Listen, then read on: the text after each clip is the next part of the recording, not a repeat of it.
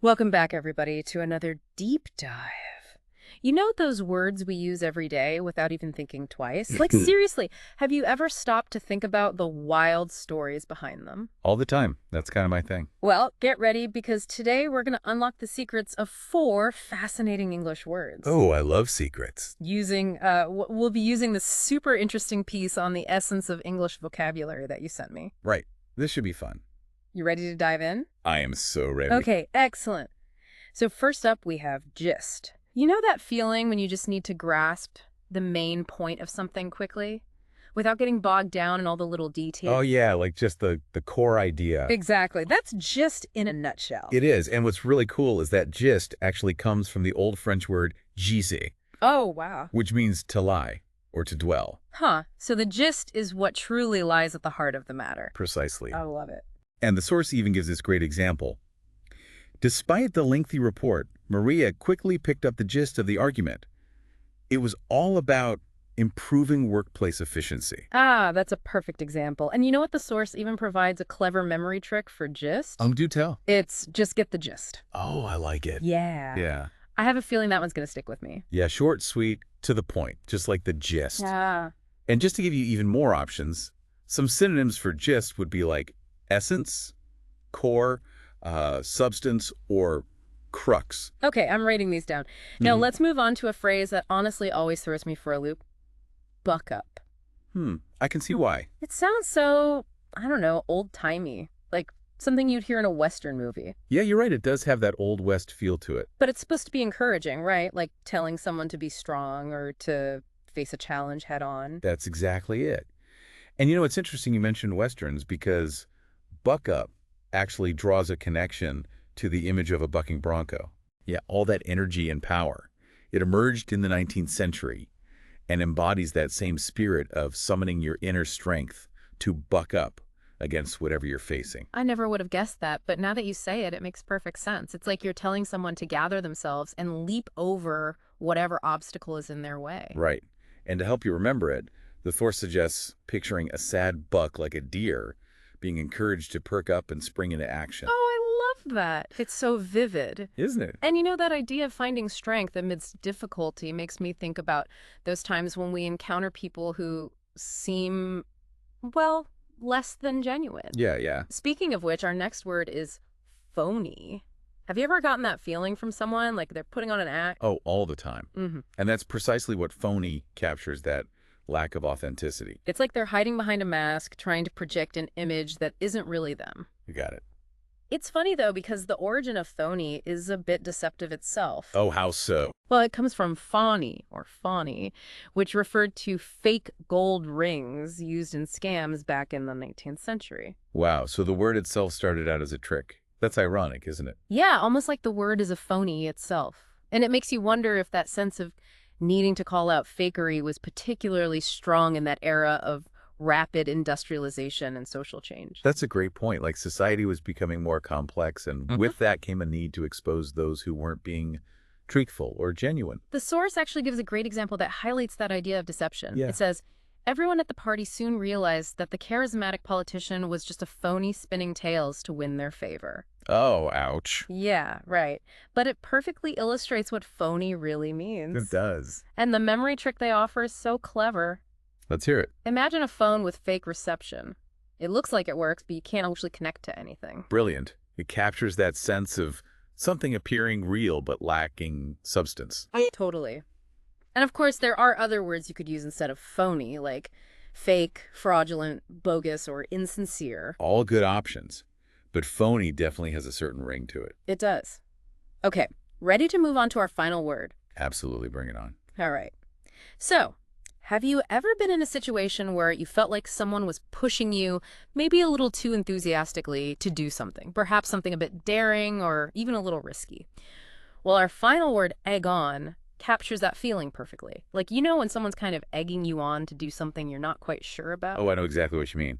It's like they're pushing you outside your comfort zone, but with like a mischievous little grin. Right. And it's interesting how that idea of pushing someone plays out, because encouragement can be a good thing, but egging someone on feels different. Like there's an underlying motive, maybe even a bit of mischief. I think you're right. It does go beyond just simple encouragement. There's this sense of deliberate provocation, like they're trying to get a reaction. And the origin of egon actually reinforces that sense of incitement. It comes from the Old Norse word egja, meaning to incite or urge forward. So that forceful nudge has been baked into the word for centuries. Wow, that's amazing. It's like the word itself carries that history of pushing boundaries. And the source gives a really vivid example that captures that intensity. It says, the crowd's cheers served to egg on the daredevil as he prepared for the dangerous stunt. Ooh, talk about pressure. You can practically feel the energy of the crowd urging him on. And speaking of visuals, the source offers this fantastic memory trick for egg on. Picture an egg being propelled forward by the wind, urged to keep rolling. I love that. It perfectly captures that sense of momentum and being pushed beyond your limits. Right. And to round things out, here are a few other words you could use for egg on. Encourage, spur, provoke, or urge, though egg on definitely has that extra layer of mischievous incitement. Yeah, it's like encourage with a wink and a nudge. Exactly. So we've explored these four words, but I'm curious, have any of them particularly resonated with you? Maybe one that you've used before but never really thought about its deeper meaning? Hmm, that's a good question. I think for me, phony has been really thought-provoking. It's a word we use so casually, but when you dig into its history and connect it to those anxieties about authenticity in a rapidly changing world, it takes on a whole new dimension. I completely agree. It's like we're peeling back the layers of these words and discovering these hidden It's stories. amazing how language can reflect so much about our culture and values, isn't it? It really is. And it makes you realize that these words aren't just random tools for communication. They're reflections of who we are as a society. Exactly. And that's why I think understanding the nuances of vocabulary is so important. Hmm. It allows us to communicate more effectively, but it also deepens our understanding of ourselves and the world around us. Well said. Okay, so we've covered the meanings and origins of these words, but are there any common mistakes people make when using them? Like, I'm always worried about using a word incorrectly and sounding, well, a bit phony myself. Haha, I think we've all been there. And even with these seemingly simple words, there are a few subtle traps we can fall into. Okay, like what?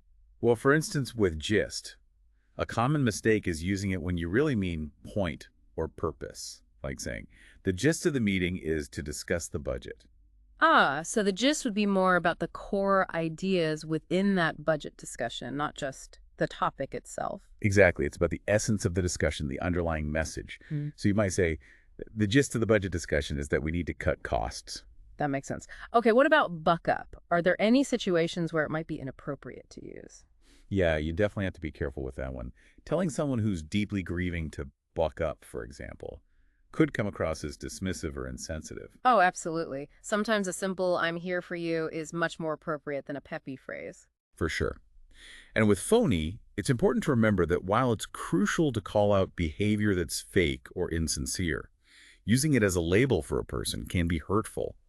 It's better to focus on the action or words themselves rather than attacking someone's character. That's such an important distinction. So instead of saying "you're a phony," you might say "that excuse seems phony." Exactly. You're addressing the behavior, not the person. Right.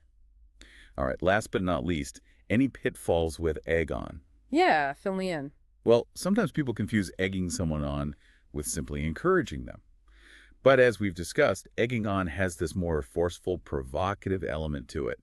It's about pushing someone towards an action, often with that hint of mischief or risk involved. You might encourage a friend to join a book club, but you'd egg them on to try karaoke for the first time. Perfect example. It really drives home the difference. So we've talked about the potential mistakes, but now let's talk about actually using these words in our everyday lives. Any tips for incorporating them naturally into conversation? I think the key is to start small and just gradually weave them in.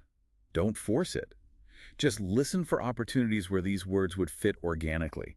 Like, for instance, instead of summarizing a long article for a friend, you can say, I'll give you the gist. Or, if a friend needs a little boost of confidence, try buck up instead of the usual cheer up. And hey, if you're feeling adventurous, you could even egg them on to try something outside their comfort zone. Exactly. The more you use these words, the more confident you'll become in wielding their subtle shades of meaning. Uh-huh. And who knows, you might even inspire others to be more mindful of their own language choices. Now that's a fantastic thought. It's like we're spreading the love of language one word at a time. Precisely.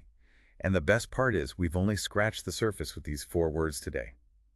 There's a whole universe of fascinating words out there just waiting to be explored. So, to wrap things up, I want to encourage everyone listening to keep that sense of curiosity alive.